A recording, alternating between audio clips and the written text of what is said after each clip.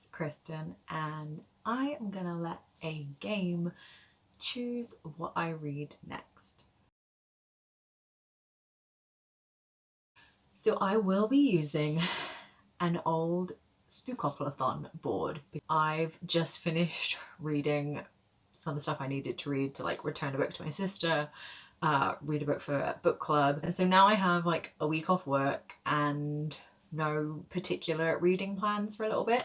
So I thought, why not bring out an old Spookoplathon board which has like spooky reading prompts on it to be in the theme of October, Halloween, etc. So I'm not going to follow the exact original rules of Spookoplathon. I'm adapting it for myself for these purposes. So I think originally, like, if you rolled double dice, so if you rolled like a 6 and a 6 using the 2 dice, then you had to like pick 2 books for that prompt or something. I'm not going to do that. I'm not going to use the chance cards either. I'm just basically rolling and using the like basic prompts. I will do my first roll. I will let you know what prompt I rolled and what book I chose for it. I will see you back here momentarily. So I have the board. I'm going to use this little spider ring I have as my counter. I can't remember there's a specific place to start, but I'm just gonna start in that corner because it's not a proper Spookoplathon, so I'm just gonna do my own rules. I do have my 2 6-sided dice, so let's see what my first prompt is. Okay, a 4 and a 5, so 9. So 1, 2, 3, 4, 6, 7, 8, 9. Bone. I'm pretty sure that's a book with white on the cover. So I'm gonna go check that I'm right and then look at what books I have as options. I'll see you in the next clip with my book. We are back. I rolled, you saw it. I rolled the bone prompt, which is to read a book with like a bone coloured cover. So it says anything from like white to a light brown. I didn't actually have many options. I went to my shelves. A lot of my white books are like rom-coms and like contemporaries that I don't really want to read because I want to prioritize my like horror, crime books, mysteries, thrillers, anything with like a paranormal, supernatural element is what I'm going for, just to sort of be within the theme of Spookoplathon and October, Halloween. But then I remembered I do have this book. This is The Trial of Lotta Ray, and this is like a cream sort of colour. There's definitely elements of white in there, but it's also like sort of has an aged look. And I thought that felt quite appropriate for bones. This I got from a charity shop a while ago, and I've just like never really had like the impetus to pick it up. It sounded interesting, that's why I bought it. But there's always been something I wanted to read more. It's never felt like the right time to read it, so I thought, why not pick it up for this? And it's set in October. It's historical. It says, on Halloween night, 1906, young working class Lotta Ray is attacked by a wealthy gentleman. She seeks justice at an Old Bailey trial alongside her barrister, William Linden, who she believes to be her ally. The verdict is devastating, and Lotta Ray soon realises the guardians of justice do not support her. But what none could foresee were the shocking consequences. 12 years later, as the suffragettes rise and the ghost of World War I looms large over London, William is joined again by Lotta Ray. Now they will have to travel to a fateful destination where truths must be faced and wrongs will be righted. So I do think this is going to be a tough read. Obviously, we're going to have conversations about class and like the social structures and stuff. And obviously, it's about a woman being attacked by a man, so that is not a fun read. But in terms of like wanting to read sort of within a theme of like this month, It is a crime novel. Obviously that happens on Halloween. It's been a while since I've read like a historical novel, so I am excited to delve into this, and I will let you know what I think. I've also just been really stupid and realised that this corner says go, so I think I was supposed to start here. I think I didn't really read it because I mostly was just focusing on the randomizer or TBR, but that does say go. So I should have started here instead of up here. It doesn't matter. So I have been reading The Trial of Lotta Ray by Siobhan McGowan. I'm about 150 pages in. It's an interesting one to be reading because so far, or like the first 120 so pages, is mostly just like backstory of the incident, the assault on Lotta Ray happening, and then the trial afterwards. And that is hard to read because she is a poor, like working class woman who has accused a wealthier gentleman of assaulting her. And it goes to court, and she is just like torn apart by the defense who are defending the man. So you have to read all the like questioning of her and them trying to like smear her character, and them then like talking, interrogating the man in question and being very sympathetic towards him. And it's a very frustrating read because, like, while of course you expect all those things, you expect them to try and tarnish her name and make it seem like she was the one who like seduced him, and that he is like not at fault, and actually like he was stopping her, and so that's why she has like bruises and stuff, is because he was pushing her away. And so that is incredibly angering.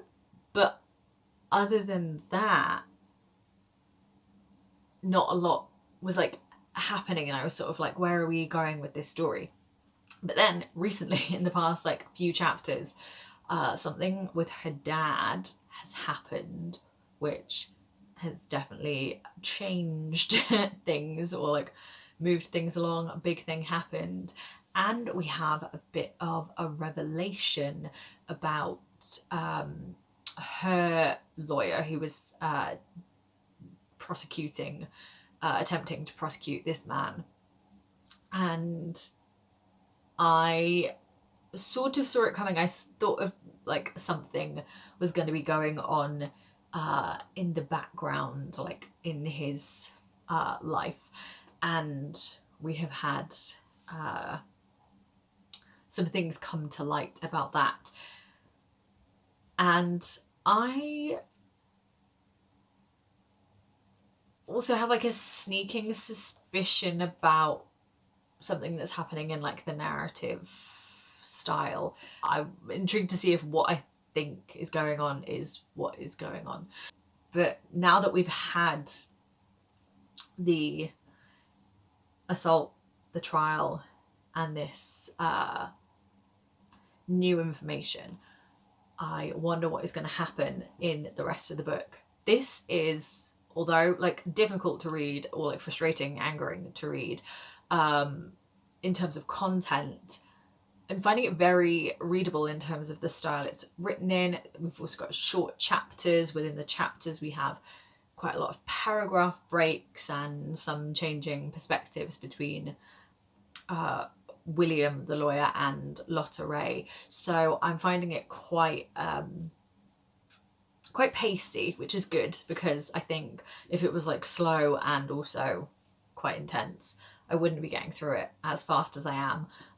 But it's like intense in content, but keeps the story moving at like a good pace. So I'm hoping to finish this relatively soon. I think I might just update you when I've finished it, unless something like big happens, but I will let you know my thoughts in the next clip. I finished The Trial of Lotta Ray. This very much felt like a book of two parts. Part one being the assault and the court case and Lotta Ray and her parents' lives, and then the story moves on and we have the time after that, Lotta Ray meeting a man and coming back into the life of William, her barrister, and then like going through the years of everything after the initial incident in court case. This was just very, very bleak, like relentlessly bleak throughout. Every time something slightly hopeful or like remotely happy happened, like 5 horrible things would happen. A lot of death, a lot of men manipulating Lotta Ray and like the circumstances and situations around her. It's not a fun, happy read. And like I don't think it ever pretends to be. I think you can go into this knowing it's going to be very tragic, like things aren't going to end well for most of the characters. It's quite intense, very angering, very frustrating. Me choosing it, this like Spookoplathon board, wanting to read it in October. I said it was set like Halloween, October time, but also there is a big theme within here of like spirits and souls and like feeling haunted by things that have happened and people who those things happen to. So although my initial choosing of this for like a slightly spooky October autumnal read was a bit tenuous, I do think actually by the end that did fit. Even if like those ghosts and those spirits, like whether they're real or if it's like psychological and they're just like in people's heads, or if it's like a mix of the two. If you want like a hard hitting historical novel that deals with like women being oppressed and like you find those kinds of books interesting, I would recommend this one. If you want like a book where people get justice and like everything works out in the end, this is not the book for you. But like I did think it was a good book. I liked the way it was written. I felt very engaged in the story. I felt very affected by it. There was some like moments where I was like tearing up or felt like I could cry out of like anger, frustration, feeling for the characters and for like Lotta Ray. I think I'd give this like 3.5 stars, but like a solid like good 3.5. So yes, I feel like now depending on what role I get next, I want something just a bit more light-hearted, or not necessarily like super fun light-hearted, just something potentially slightly less intense feeling. I will let you know what that next book will be. We are on to roll 2. We are currently here. So let's give it a roll. Oh gosh, okay. A 6 and a 3, so 9. Is that what I got last time? 1, 2, 3, 4, 6, 7, 8, 9. I've rolled 9 again. So 1, 2, 3, 4, 5, 6, 7, 8, 9. Mood read. Well, that leaves things pretty open for me. So now I have to think of something. I'll let you know in the next clip what I've chosen. Just lots of hand movements. Okay, let's go mood read. We are back. I rolled the prompt to mood read, which not super helpful when me doing this was because like I wasn't sure what I wanted to read next, and I hoped that these prompts would narrow down my options and make things easier to choose. And now I've rolled just to pick any book that I'm in the mood for.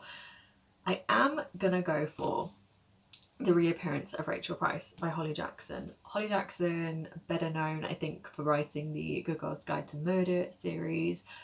I loved that trilogy. I enjoyed Five Survive by her, but didn't love that quite as much. And I've heard very mixed things about this one, but I do find Holly Jackson quite fun to read, even though like the themes in her books aren't necessarily fun. Murder, assault in some of her books, and just like quite intense themes.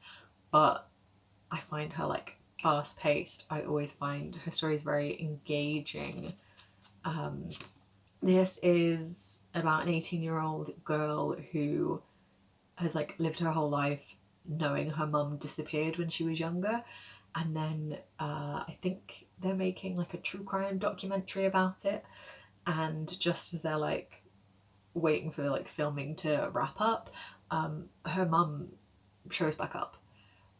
So that intrigues me. I love a mystery. I love a Holly Jackson mystery. I'm like ready to hopefully whiz through this and just like want to find out what's going on and like get into the mystery. So yes, I've gone for this. I don't know that like what other themes are going to be in here. It might not be like super fun, but like I said, I think the way she writes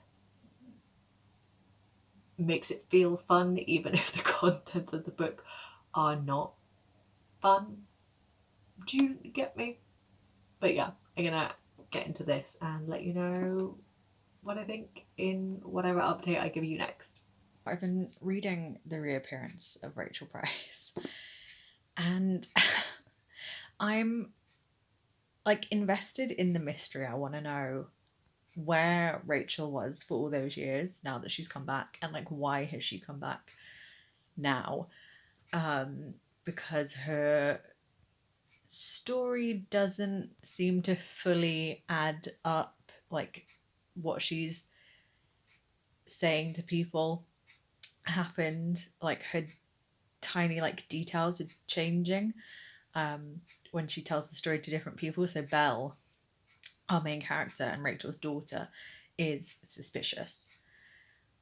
I think my issue is I am finding Belle so frustrating as a character, and this is the criticism I heard of this book, that she's just like not like likable or like sympathetic. And I don't need a character to be likable, but I do feel like I need to be on board with like their reasoning and understand them as a person and be like invested in them as a person, whatever their actions, choices, etc.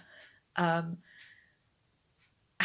I understand that like being someone who's grown up with a missing, presumed dead mother would be incredibly traumatic and would shape you as a person and your interactions with people, because she is sort of known as like Rachel Price's daughter, but she was just like a baby when Rachel went missing, so she doesn't actually really have any connection to Rachel other than like knowing she was her mum and knowing this whole mystery around her. And then your mum, who's been missing, presumed dead, coming back again, incredibly traumatic, would take so much getting used to, would be really jarring, would be just like wild, and would be very shocking, and something that would really, you would really have to like wrap your head around. But from the get-go, she is so standoffish with Rachel, who at that point, like without her story not adding up and stuff yet, because Belle hasn't started thinking about that, because Rachel's literally just only appeared. Like it would be awkward and it would be weird, because you would be like, you're my mum, but you're also like a stranger. However, no one particularly seems that caring towards Rachel in a way that they like acknowledge that she, as far as they're aware, has been through a huge trauma of like being kidnapped, being held hostage for 16 years. And they're all just sort of like, oh my gosh, what the heck? Like, this is really weird for us. And it's like, yes, it would be. But also, this woman has been kidnapped and held hostage for 16 years. Why are we not more concerned about her health and well-being? And Rachel seems to be like trying to make an effort with Belle and with her husband, Belle's father. And they're just like really weird around her. And I know at this point that something is going on with Rachel. Like, she's not maybe fully telling the truth. Like, she said some things that don't add up, which Belle has like clocked. And she's mentioned stuff that like she shouldn't know, like a bracelet of Belle's that Belle was like, I got that when I was like 14. So why would she know that? Because she went missing when I was a baby, and also like I don't have that bracelet anymore. So how would she know like of that bracelet? So obviously there is something going on. And I don't fully trust Rachel. But I feel way more sympathetic towards Rachel than I do towards Belle. And Belle's just like kind of pissing me off. Because it's not just like that she's being like a bit off with Rachel. She's just like rude to everyone. And again, I get that like she's had a traumatic life. Her life must be like really jarring. People thought that her dad had killed her mum. Her mum went missing.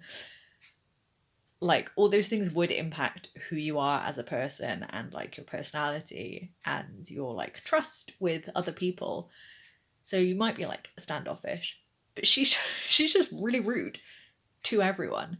And so I don't find her likable. I don't find her sympathetic. Like, I do want her to work out what is going on, but so far she's just doing it in like a really kind of stupid way, and just like running off and pulling people into her thing, but then being really rude to the people who are helping her. And it's like, what are we doing here? I don't like her as a character. And I don't think it's that Holly Jackson can't write like nuanced characters, because I think in A Good Girl's Guide to Murder, Pip does questionable things, especially in the third book. But I'm always like rooting for her. Like, even when she's rude to other people, even when she does some stuff that I'm like, girl, why are we doing this? Even when she, makes questionable choices, does questionable things, and like, or has like just full on like freakouts with people, I'm always rooting for her. I'm always sympathetic to Pip. I'm always like wanting the best for her. I'm always like behind her, wanting her to like accomplish her goals or get away with things or whatever. But with Belle, I'm just like, she's just kind of a bitch, and I hate to say that as a woman calling a female character a bitch, but like I just don't like her remotely. Not even a I don't like you but you're interesting, because I also don't think she's that interesting. So we will see how I feel when I get further into it. I'm on like a page 150, so I'm just over a third of the way through. I am intrigued. I do want to know what's going on. I do want Belle to like work it out. But it's not that I'm invested in Belle working it out. It's that I just want to know what's going on. So I will get further into this and let you know if my thoughts change, if I take against Belle even more. I'll let you know in the next clip. Finished reading The Reappearance of Rachel Price by Holly Jackson. This was okay. It kept me entertained, even though I thought I'd like worked out who was sort of behind things. There were still enough like twists and little plot turns that I wasn't necessarily expecting or didn't think that they'd go down a certain way, so it kept me like intrigued and entertained. The end of it like went in a direction I wasn't really anticipating, but at the same time it did remind me of the third book in the Good Girl's Guide to Murder trilogy, As Good as Dead. There were certain aspects to it that were quite reminiscent of that in terms of like getting away with things or covering things up, which yeah really reminded me of that other book, and I think it's something that Holly Jackson does well. I liked Belle more in the like last quarter of this than I did in any of the rest of the book. The rest of the book she very much annoyed me, but she makes like a certain choice towards the end of like who to believe over a certain thing, and I liked her much more after, or like in the lead up to that moment and after that moment. I think Holly Jackson writes a good complicated character that isn't always likable, but sometimes like you're rooting for them anyway. I like think that Rachel in this book is a really interesting character, and there's like a lot of nuance to her, and I found her very interesting. But overall I think I give this like 3 stars. It was decent, it was fun, it was like a good mystery, I do think, and I like that Holly Jackson often ends in a like kind of dark place with like some hope, elements of hope to them, but ultimately like also this tension. I think that's something she does well, but I'm still waiting for one of her books to like live up to how much I enjoyed the Good Girl's Guide to Murder series. I will keep reading Holly Jackson because I do like the way she writes. I find her very readable and entertaining. The next book of hers that I've not yet read is an adult thriller, so I'm hoping that maybe I might like that. Not that her YA feels young, I think it's quite a mature YA that she writes, but I do wonder how like an adult main character dynamic will change things. So glad I got to this, read it quickly, had a decent time with it, but not my favourite, but it was all right. Now I will go roll again and we will see what my next book is going to be. Okay, I think this might be my last roll of the video. I feel like 3 books feels like a decent amount for a reading blog. It's sort of what my usual average number of reads are. So I'm currently here on mood read. So let's roll a 4 and a 2. So 6. 1, 2, 3, 4, 5, 6. Stabby. Okay.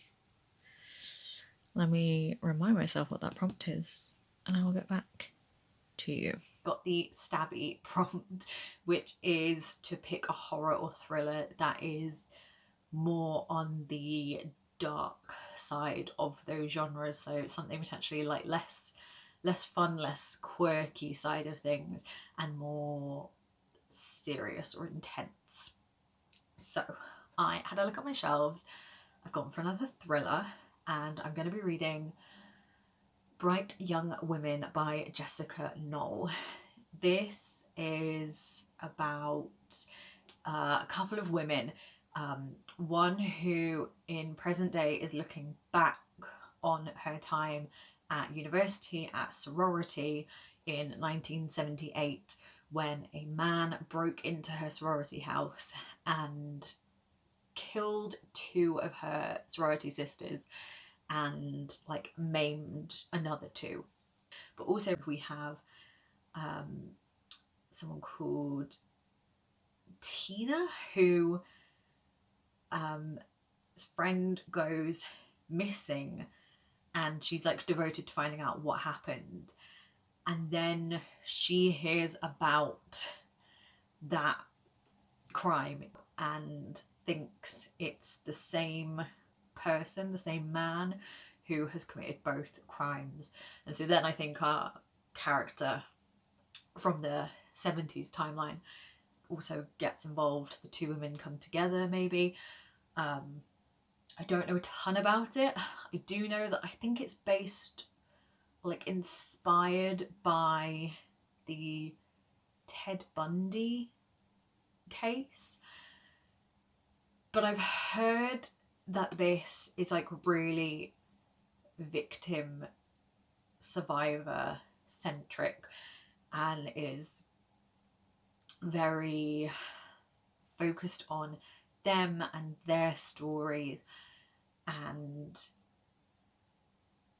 those characters' lives, rather than like sensationalizing the murderer. So I always think fiction that's inspired by like true crime can be a bit can sort of play along a fine line, sort of tightrope walk. And I've heard really good things about this one by a lot of women who've read it. So I'm hoping that this is like very sympathetic and like handles things very carefully. So I'm definitely intrigued by this one. I realised that with this, the reappearance of Rachel Price and the trial of Lotta Ray, I've just ended up reading 3 books about women having like horrible things done to them or being involved in like horrible circumstances caused by men. So this vlog was supposed to be me getting to like my horror books, or like maybe my fun like paranormal supernatural kind of books, and instead I'm just reading about women being kidnapped, assaulted, killed by men, which are the real life horrors if we're being honest.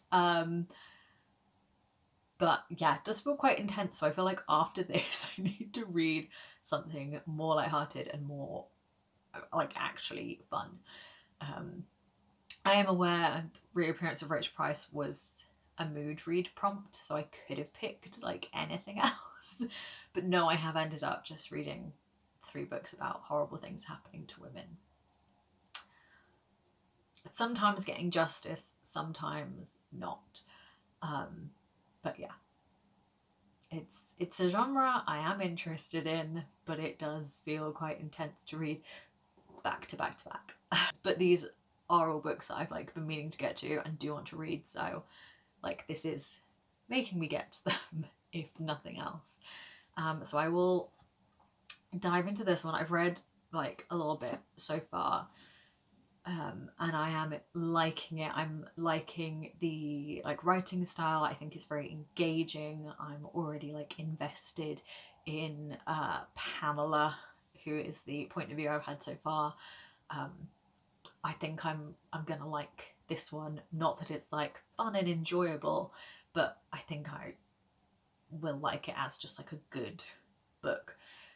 So I will get further into it and let you know my thoughts, because I think I'm about to go into a different point of view.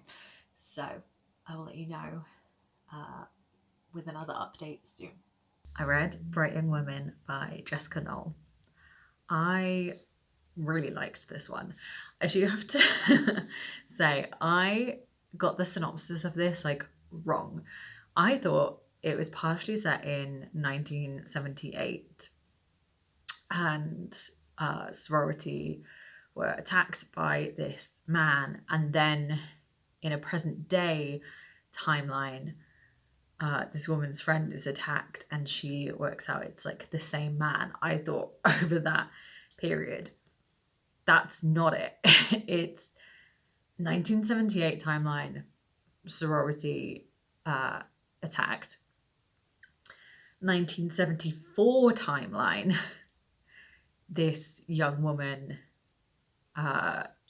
kidnapped, murdered. And then her friend from the 1974 timeline shows up in the 1978 timeline saying, hey, I think this guy is the guy that killed my friend.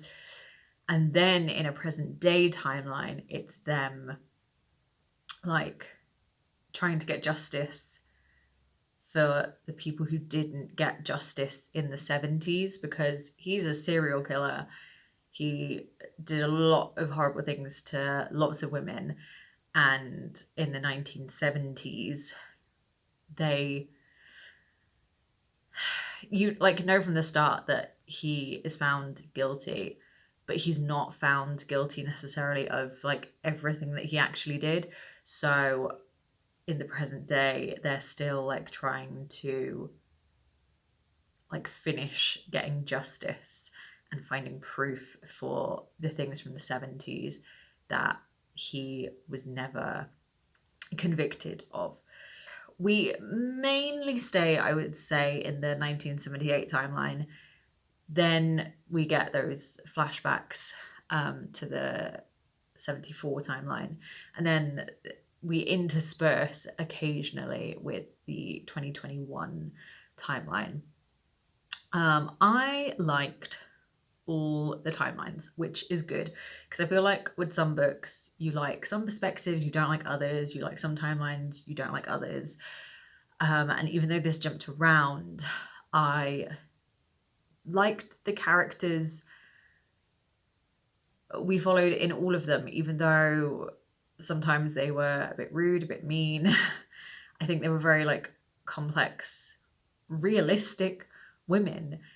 They weren't like the perfect victims, but they felt so realistic. They felt like women I would know, and I really felt for all of them. And I really liked Pamela as a character. She's our main character, I would say. She is a young woman in the 78 timeline, and then we also have her in the 2021 timeline as well. And I really liked her as main character. I loved her growth that we see of her in like 78, how her perspective and ideals change, and how she like learns to sort of take control of the things that she wasn't in control of, and face up to things that maybe she'd ignored or brushed over, and yeah, just really like came into her own,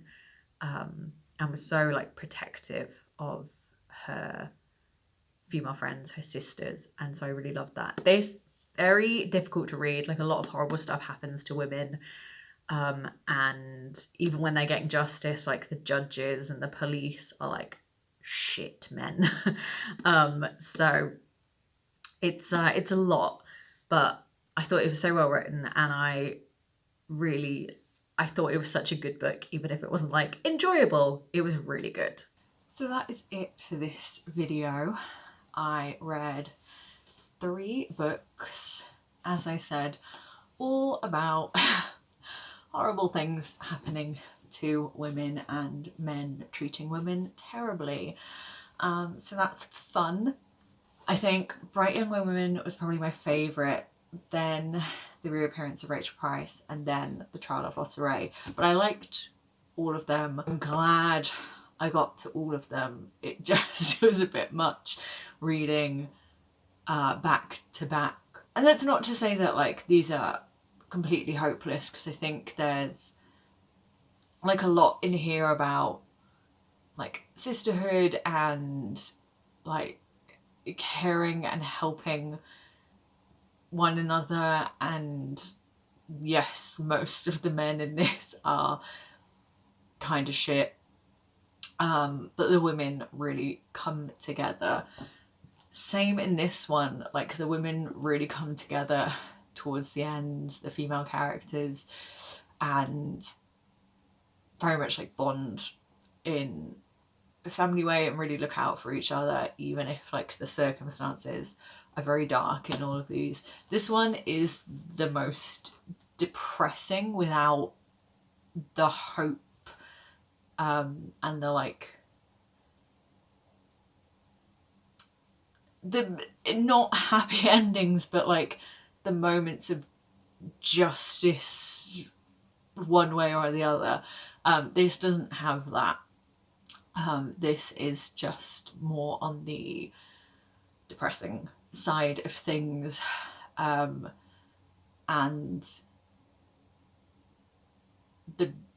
there isn't really justice. It's more just that the characters are like forever haunted by things that have happened and like where we end up, whereas these two, you can say there is some justice, if not a ton, and if it's, even if it's not like gone about in the way that would be the most satisfying. I don't really know how to like recommend them, because I thought they were all good, but I can't go, if you like books about women dealing with like absolute trauma at the hands of men, give these a go. But I think if you like well written stories about women not necessarily overcoming hardships, but about community, about family, about like trying to do something with your life, like rebuild from something absolutely horrific happening. I think that is in all of these, because we have the suffragettes, we have like the actual family dynamic, we have the sorority and Pamela and Tina.